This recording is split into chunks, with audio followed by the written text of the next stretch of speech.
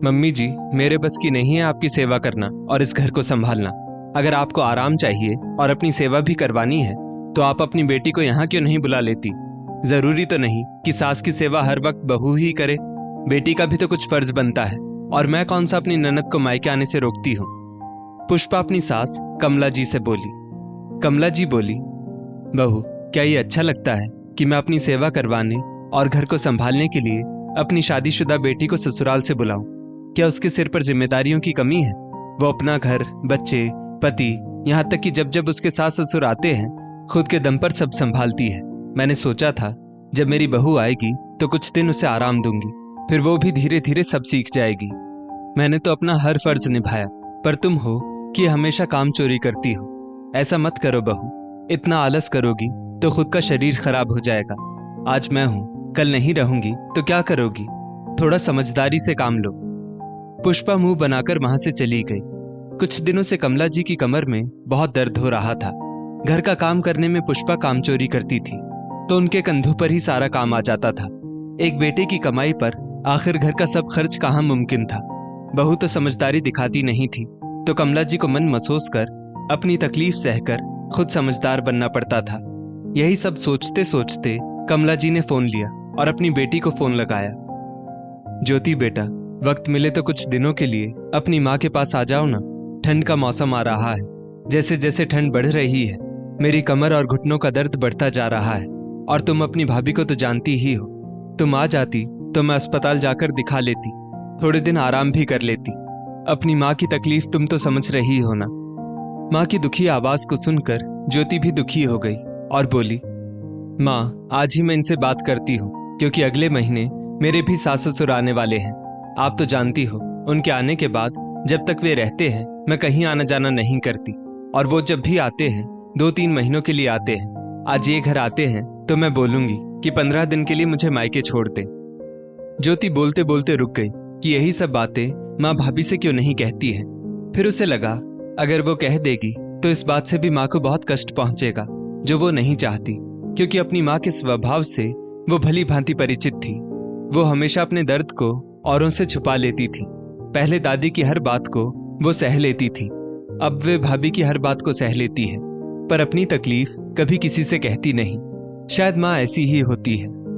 अकेली बैठी ज्योति अपनी माँ और भाई के बारे में सोचने लगी। ज्योति का भाई संजय उससे 4 साल छोटा था।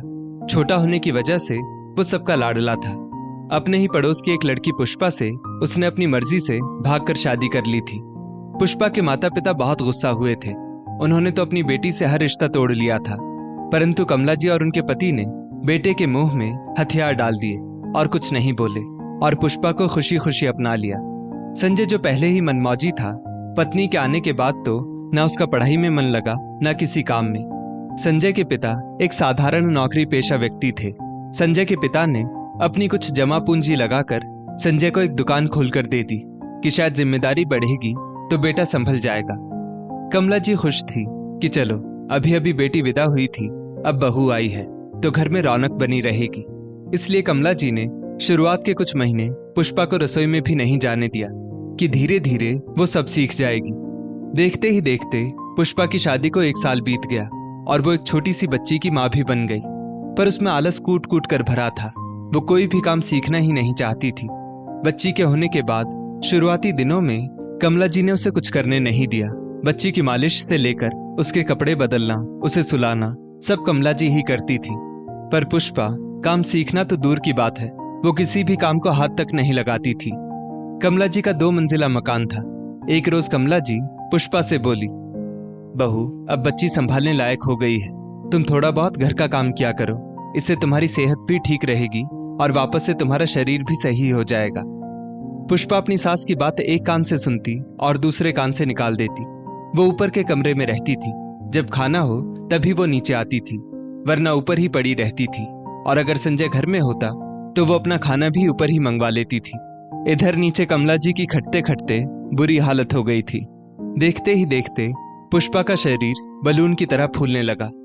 आने जाने वाले लोग कमला जी की हालत और बहू की हालत देखकर जब पुष्पा को समझाते तो हर किसी को वो एक ही दलील देती कि छोटी बच्ची है, उसकी वजह से समय ही नहीं मिलता, तो मैं मम्मी जी की क्या ही मदद करूंगी। वैसे भी इन्हें ही शौक था कि जल्दी से जल्दी दादी बना दो। अब दादी बनी है तो फर्ज तो निभाना ही पड़ेगा। संजय तो अपनी ही दुनिया में मग्न था। उसे जरा भी चिंता नहीं थी कि माँ की उम्र हो रही है। अब माँ के घुटनों में उतनी ताकत नहीं कि वो घर का सारा काम कर सके। हाँ, बर्तन और झाड़ू पोछे के लिए काम वाली लगी थी, पर इसके अलावा भी तो घर में कितने सारे काम होते हैं। दर्द और घर की परेशानी से परेशान कमला जी ने आज हार कर अपनी बेटी ज्योति को फोन लगाकर मन की बात बताई तो उनका मन थोड़ा हल्का हुआ। ज्योति के पति माधव पत्नी की बात मानकर अगले ही दिन उसे मायके छोड़ने आ गए। घुटने और कमर दर्द से परेशान कमला जी फिर भी दामाद के लिए खाना बनाने में लगी रही, पर पुष्पा एक बार भी झांकने नहीं आई। हाँ, जब खाने का समय हुआ तो बच्ची को लेकर पुष्पा नीचे उतरी और ज्योति की गोद में बच्ची को देकर बोली, लाइए ना मम्मी जी, मैं खाना परोस देती हूँ। खाना परोसती पुष्पा को देखकर ज्योति बोली, भाभी खाना क्या तुमने बनाया है? वहीं बैठा संजय बोला, आहा, क्या दीदी मजाक करती हो, इसे तो दाल चावल तक नहीं बनाना आता, ये रोटी सब्जी और खीर क्या खाक बनाएगी? पुष्पा गुस्से में संजय को आंखें दिखाने लगी और बोली, जी जी, ये तो कुछ भी कहते हैं, आप ही बताओ, बच्ची इतनी छोटी है, मेरा उसको संभालते संभालते पूरा दिन निकल जाता है, फिर मुझे फुर्सत ही कहाँ मिलती है कि मैं रसोई में आकर कुछ काम करूं। और फिर आपकी भतीजी इतनी भी शांत नहीं है कि मुझे 2 पल को चैन से बैठने दे। ज्योति बोली, भाभी पिछले 20 मिनट से मेरी भतीजी मेरी गोद में बैठी है, एक बार भी नहीं रोई, फिर आप इसे बदनाम क्यों कर रही है? आपकी परेशानी देखकर ही तो माँ ने मुझे यहाँ बुलाया है, इसी बहाने मैं भी बच्चे को संभालना सीख जाऊंगी। और वैसे भी बच्चे की जिम्मेदारी सिर्फ माँ की नहीं होती, उसकी बुआ की भी होती है, और माँ भी तो दादी बनी है, उनकी भी जिम्मेदारी है। वैसे भी पिछले 1 साल से आप ही तो सब कुछ संभाल रही है, अब मैं 15 दिन के लिए आपको आराम दे रही हूँ, फिर उसके बाद तो आपको ही सब कुछ करना है। ज्योति ने अपनी माँ और भाई को आंख मारते हुए कहा। ज्योति की 15 दिन वाली बात सुनकर पुष्पा हैरान हो गई। उसे लगा था कि ननद 2-3 महीने के लिए आई है तो वो आराम से 2-3 महीने रहेगी, पर यहाँ तो ननद के जाने के बाद सारी जिम्मेदारी उस पर आ जाएगी। पुष्पा की तो ऐसी हालत थी कि वो सीढ़ियां चढ़ते उतरते ही हांफने लगती थी। कुछ देर में माधव खाना खाकर वापस अपने घर चले गए। इधर ज्योति धीरे धीरे बच्ची को भी रोटी मसल मसल कर मुंह में देती गई और उसका पेट भर गया और वो उसकी गोद में ही सो गई।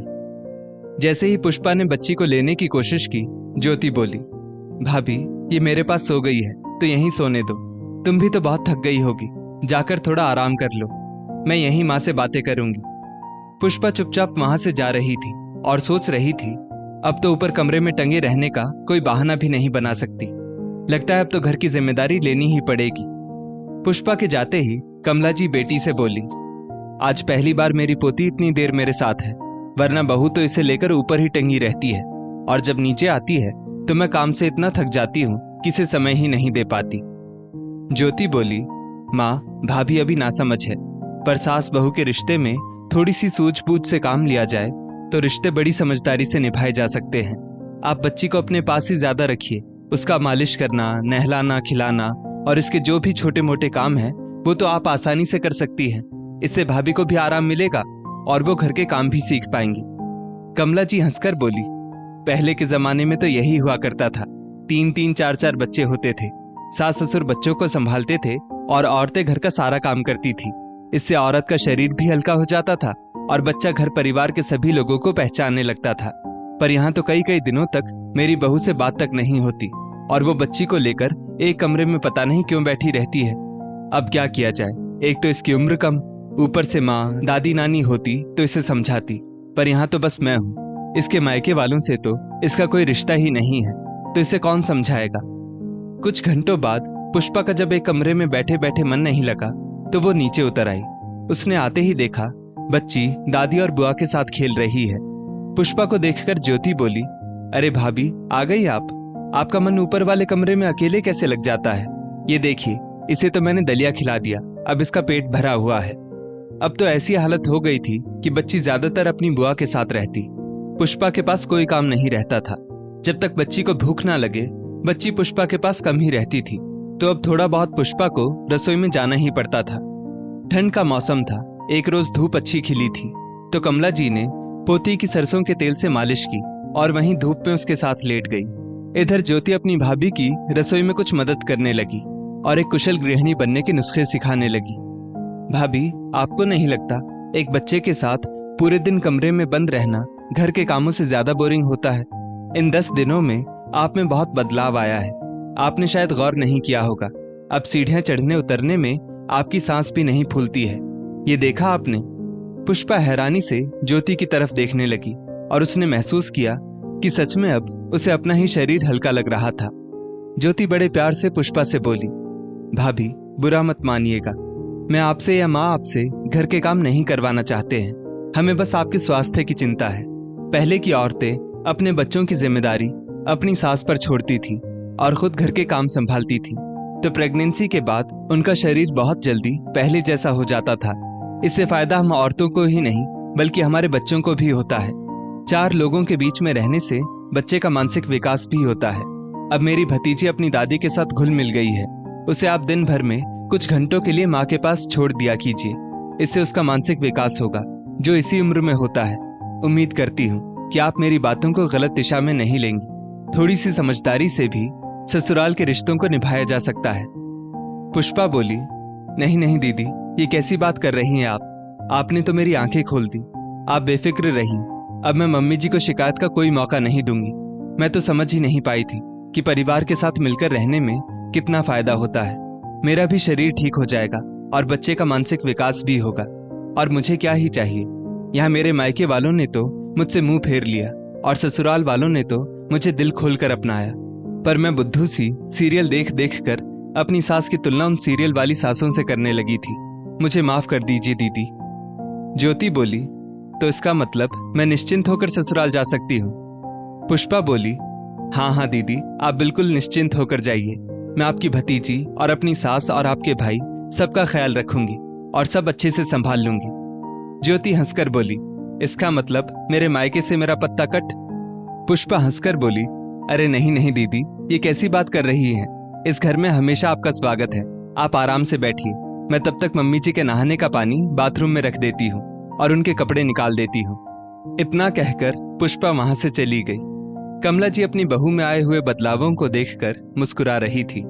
ज्योति बोली, माँ, आपको भी ये बात समझनी होगी। जिस तरह से आप अपनी बेटी से खुलकर बात करती हैं, उस तरह बहू से भी कीजिए। कुछ बातें समझाने से अच्छा करके दिखाने से जल्दी समझ में आती है। तो अब आप हर चीज मुझसे पहले अपनी बहू के लिए करेंगी तो उसका भी व्यवहार आपके लिए माँ जैसा होगा। थोड़ी सी समझदारी अगर बहू को दिखानी है तो सास को भी थोड़ी समझदारी से रिश्तों को निभाना पड़ता है। ये बात मैंने आपसे ही तो सीखी है। कमला जी को अपनी बेटी की सूझबूझ पर गर्व महसूस हो रहा था। अगले दिन पुष्पा ने फल, मिठाइयों और ढेर सारे प्यार के साथ अपनी ननद को विदा किया। एक वो दिन था और एक आज का दिन है। फिर कभी कमला जी ने परेशानी में बेटी को फोन नहीं किया, क्योंकि अब बहू बेटी का स्थान ले चुकी थी। इससे ज्यादा एक सास को और क्या चाहिए होता है। अंत भला तो सब भला। दोस्तों, इस स्टोरी को लेकर आपकी क्या राय है? नीचे कमेंट करके जरूर बताइएगा और ऐसी ही और भी बेहतरीन वीडियोस के लिए हमारा पेज जरूर फॉलो करें। धन्यवाद।